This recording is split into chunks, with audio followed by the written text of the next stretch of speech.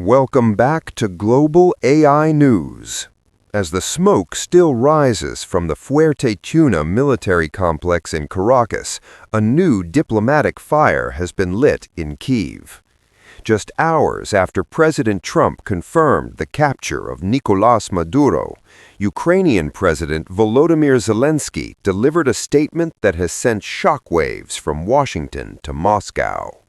Standing before reporters, Zelenskyy didn't just congratulate the U.S. on its precision, he issued a challenge. He said, and I quote, "If this can be done to dictators like that, then the United States knows what they should do next." The subtext is unmistakable. For 4 years, Zelenskyy has watched as the U.S. provided weapons, but drew a red line at direct intervention against the Kremlin. Now, with the capture of Maduro, that red line appears to have been erased. Zelenskyy is essentially asking if a dictator in the Western Hemisphere can be extracted in the middle of the night, why is the butcher of Bucha still sitting in the Kremlin? Tonight, we examine if Operation Southern Spear was a rehearsal for something much larger. The reaction from Moscow was near instantaneous. The Russian Foreign Ministry, which has spent the day demanding Maduro's release, has branded Zelenskyy's comments as a direct threat to global stability. But beyond the rhetoric, there is real panic. Vladimir Putin has long viewed himself as untouchable due to Russia's nuclear arsenal. However, the Venezuelan strike shows that the Trump administration is willing to ignore traditional sovereignty in favor of what it calls law enforcement actions.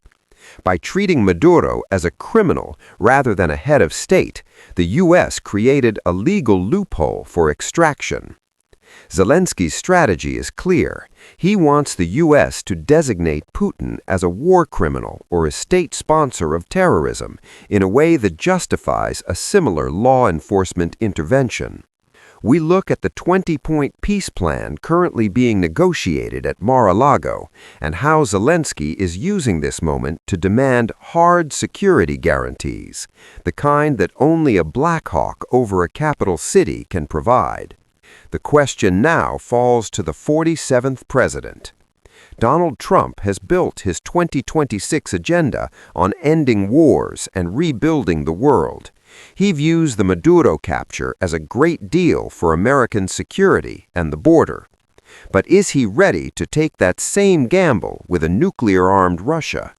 While Zelenskyy calls for a follow-up strike, Trump's inner circle, including Elon Musk and Jared Kushner, have been pushing for a negotiated settlement in Ukraine, not an escalation. However, Trump's penchant for the unpredictable move means nothing is off the table. As we analyze the movements of the U.S. Sixth Fleet in the Mediterranean and the ongoing blackout in Caracas, the world watches to see if Venezuela was a localized event or the first shot in a new era of American interventionism. Is Zelenskyy right? Does the U.S. now have the blueprint to end the war in Ukraine with a single operation?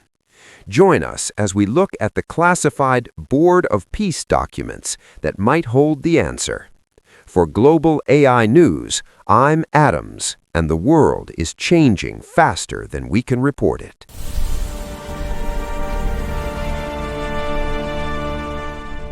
That's all for today's Global AI News. Stay tuned for more updates.